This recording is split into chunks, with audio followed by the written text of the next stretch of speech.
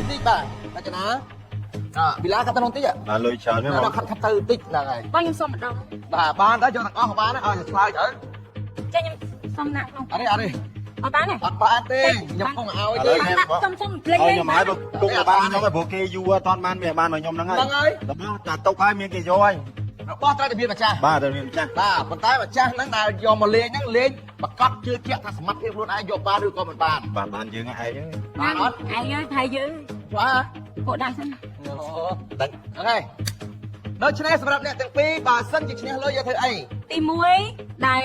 យើងទាំងពីរនាក់ធម្មតាពេលដែលយើងបានយើងត្រូវថាយើងនឹងចែកគ្នាសម្រាប់ថាផ្សេងពីគ្នាណាហើយបន្ទាប់មកយើងនឹងនិយាយគ្នាព្រោះខ្ញុំបាននិយាយព្រោះខ្ញុំនៅខាងក្នុងបន្ទប់យូរជាងគេចាអញ្ចឹងទៅខ្ញុំក៏ប្រាប់ ហើយទៅថាមួយលានចែកទៅនេះ ចាមក 10,000ចែក ចែក ទៅ ទៅ នេះ នេះ គូហើយ ចាយកទៅខាង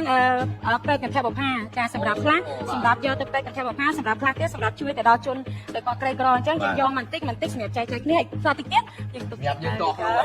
វិញខ្ញុំគូដែរតារាងមួយខាងនេះដាក់សាច់គោមួយខាងនេះដាក់អំបិល ណាអញ្ចឹងមួយដុំហ្នឹងអាចជាគូបាន បាទសាច់ ឡើងដែរ$1000គូដល់ទៅ200ហ្នឹង បាទសាច់គោផ្សេង ចាគេចែកអូចែកអីណា អូនិយាយមែននិយាយរឿងហ្នឹងឃើញយើងថាជួយឯខាងផ្នែកគេហៅថាជួយអ្នកដែលត្រូវខ្វះខាតអីចឹង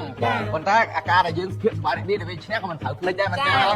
បាទអញ្ចឹងបើមួយដុំហ្នឹងចែកគ្នាបាទម្នាក់500បើយើងចូលតែម្នាក់150ទៅ200យើងបានគូឃុំមួយ បាទ ទិញមកខ្ញុំទុកលៀងបានមកភូមិនេះមកភូមិ200រៀលមកនេះ drop ទាំងអស់គូមួយញ៉ាំអត់អស់ផង